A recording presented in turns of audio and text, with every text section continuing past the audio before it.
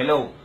Isa na naman po sa kapwa natin OFW ho na umuwi ngayon at kasama na natin dito sa Pilipinas. At ang maganda ho dito, gagawin niya ng full-time ang in-global at hindi na mag-abroad.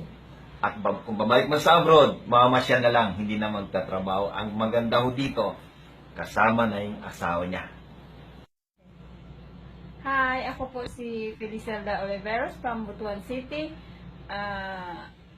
Katatapos ko lang po ng kontrata for 2 years in Hong Kong, pero bago po itong kontrata na to, nakarating na po ako ng iba't ibang part ng mundo po, pero walang nangyayari sa buhay ko.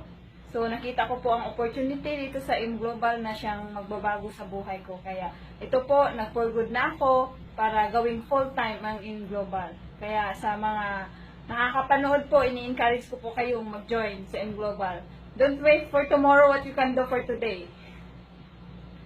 Ang mister ko po, makakasama ko na po siya sa 6 na taon na hindi kami nagkakasama. Ngayon po, pareho namin gagawin ang ImGlobal. Sa mga kapwa ko OFW na nasa abroad, na matagal na kayo dyan, gusto ko lang pong iparating sa inyo na buksan nyo lang po ang inyong puso't isipan.